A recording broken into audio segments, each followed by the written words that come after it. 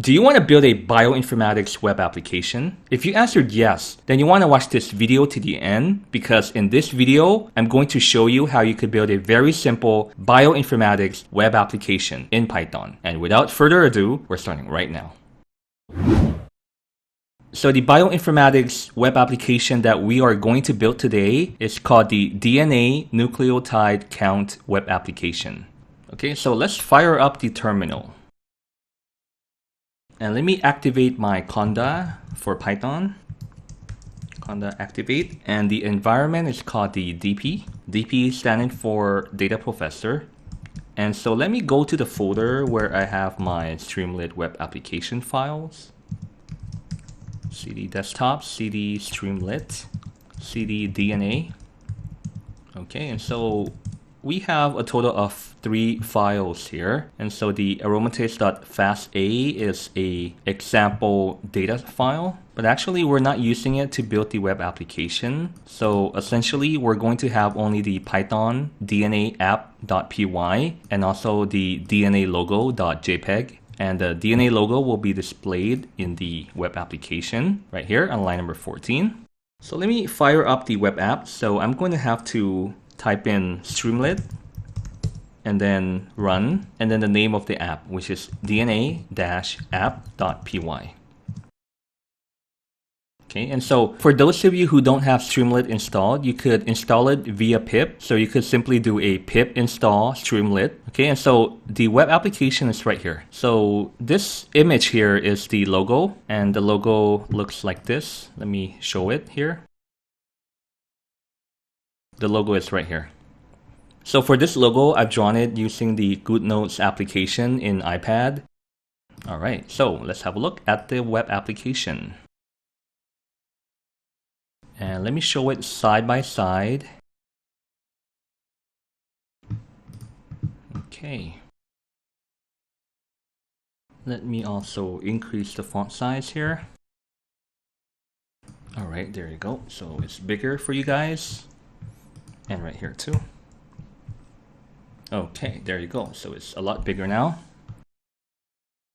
Okay, so let's take a look at the code here. So the first couple of lines here, we're going to be importing the necessary libraries for this web application. So on line number 5 here, we're going to make use of the data frame from the pandas library. And the basis of this web application will be using the Streamlit library. So we're going to import Streamlit as well. And for the graph here, we're going to make use of the Altair or Altair library. And then for displaying the logo, we're going to have to import from PIL, import image.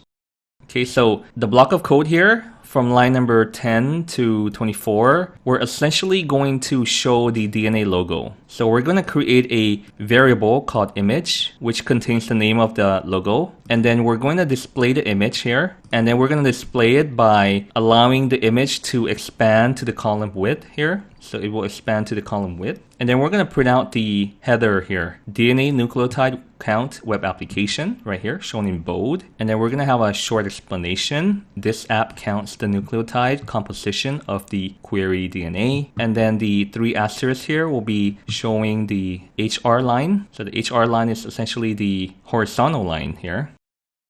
Okay, and so the next block of code here will be showing the text box here.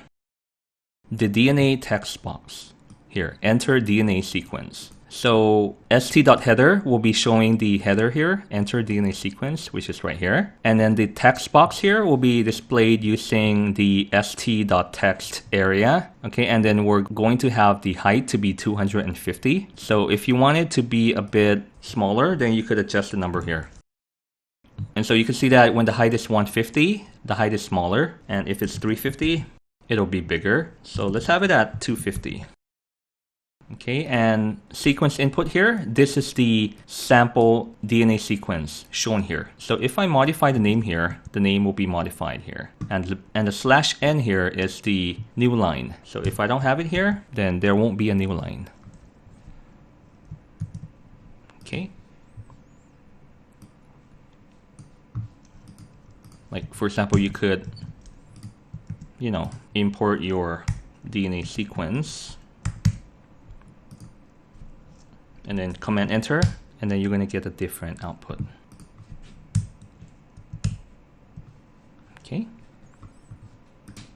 And so upon reading in the sequence here, st.text area, the input here in the text box will be provided or assigned to the sequence variable. And then for the sequence variable, we're going to split the lines.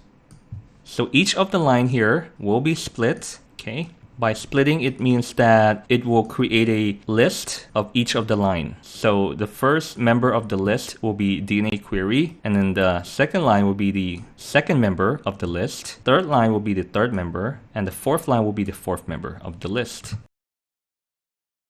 And to provide this even clearer, let me show you. Not there, but here. All right, right here. So you're going to see here that when we use sequence and then we use dot split lines, we see that each of the line here, line number 1, line number 2, line number 3, line number 4, will be shown here as 4 members here of the list. 1, 2, 3, 4, okay? And the lines will be indicated by the \n, which is the syntax for new line, which is also right here. So this is the equivalent of pressing the enter key on the keyboard, as so, like that, okay? That's a new line. All right, so let me take that out. And so we're gonna skip the first line here, sequence 1, which means that we're going to read lines number 2 onwards, because the first line will be the name of the sequence right here, which we don't want, because we want to compute the DNA composition using from lines number 1 onward, index number 1 onwards, which corresponds to the second member of the list, the index of 1 onwards. So that means index number 1, 2, and 3 until the n, right? Because the n is line number 3, index number 3. Okay, so line number 40 will essentially skip the sequence name because the index of the sequence name is 0. So it's going to skip this. And we're going to slice and select lines number 1, index number 1 onwards. So here, we're going to slice or select in the bracket here, index number 1 onwards, meaning that index number 1 here onwards until the n. And it has a total of 3 additional lines, index 1, index 2, index 3. And then it will be assigned to the same name, sequence. Okay, so let's show it here again.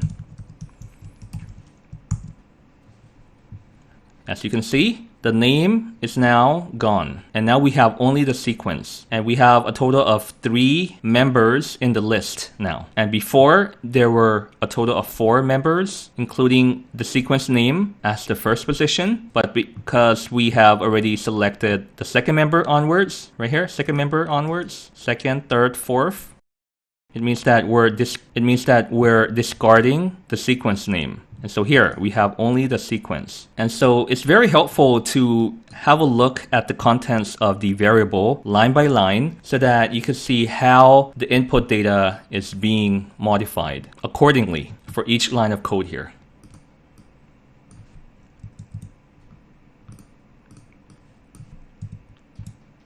Okay, and notice that we have a total of 3 members in the list. And so for the next line of code here, right here, we're going to join the 3 lines here together in order to form a long stretch of DNA sequence. Let me show you what I mean.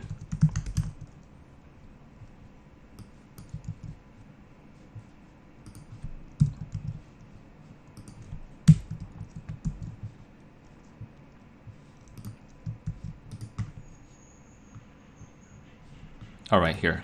So you can see that using the dot join sequence, and then because here we're saying that we don't want any space in between, so we're going to get 1 line of sequence here. Okay, so the 3 lines shown here will be combined into 1. And notice here that we have 2 quotation mark. If I add a space here, there will be a space added right here, space added here, space added here. Okay. Or we can even make it a new line, for example, to show you how the data is being modified. Okay, and it becomes a new line. Or if we say we want to add a dot, it will add a dot right here. See, it will add a dot here. And it will add a dot here. So we don't want to add anything here. We're gonna just have the two quotation mark close together, and it will be one long stretch of line here. Okay, and now we have the DNA sequence that is pre-processed and ready for computation. So let me delete this again.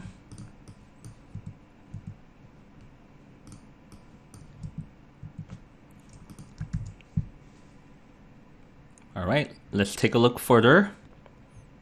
So here, line number 46 is the comment for prints the input DNA sequence. So the DNA sequence that we see here will be printed here in the input header DNA query. So this is the input that we have already pre-processed by joining all of the lines together. So the three lines will be joined. So as you can see, initially we read in the DNA sequence here, and then we deleted the first line by discarding it, where we only take into consideration the nucleotide information here, and then we join it together into a single line as shown here.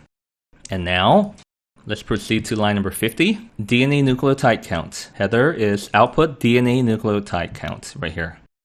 So under this heading, we're going to show you the 4 different ways that you could display the output. So before displaying the output, we're going to do some computation. So in the first method here, print dictionary, all right? So we're going to use the subheader. So the subheader will be slightly smaller than the header. The font size will be slightly smaller. All right, and here, lines number 55 to 62, we're going to create a custom function for counting the DNA nucleotide from the sequence. So here, DEF, and then the name of the function, and then the input argument, SEQ, and then we're going to create a D variable, which is a dictionary, and then it's going to contain 4 members here, A, T, G, C, and for A, we're going to count the number of A in the DNA sequence. And for T, we're going to count the number of T using the .count function. Same thing for G, same thing for C. And then at the end, it will return the D variable. And so the D variable will be a dictionary containing the name of the nucleotide, A, T, G, or C, along with the count of each of the nucleotide. So essentially, it will be a dictionary. Like for example, A, 59, T, 43, G, 52, C, 56. So 59, 43, 52, 56 means that there are a total of 59 adenine, here, 59 of A here, 43 of T, thymine, 52 of G, guanine, and 56 of C, the cystosine. Okay, so we're finished here now. We're up to here. Okay, and we're displaying the X, which is essentially applying the DNA custom function and the input sequence, and then we assign it to X here. And I believe that we didn't use the label or values here. Let's save it. All right. And so, okay, and so let's move on to the next block of code here. Number 2, print the text. Print the text. Okay, so let's say that we want to print in human readable form because previously it looks like a dictionary, right? So not so friendly for the end user. So let's say that we want to print out the text here. We want to say there are 59 adenine, there are 43 thymine, there are 52 adenine. Oh no, I mean guanine. It's a typo. Let me do it. So I guess I copy and paste it. So the abbreviation. All right, so the second part is finished now. Let's move on to the third part, display the data frame. All right, so here we're displaying it as a data frame. And so essentially there are 2 columns, the nucleotide and the count. And so this block of code here, we're going to create a data frame from the dictionary function. And then we're going to rename the column because at default, it will become 0. Here, let me show you. It will become 0. So we're going to relabel 0 to become count. Okay. Okay, and so as you can see, this block of code here will give you this data frame. And this data frame will be used for creating the following bar charts. In number 4, display the bar chart. And so for the fourth one here, we're going to be making the bar chart. And we're going to make use of the Altair library. So line number 87 will print the subheader. Lines number 88 to 91, it will create the actual plot. And then in lines number 92 through 94, we're going to adjust the width of the bars because by default, the bars will be pretty thin. Let me show you.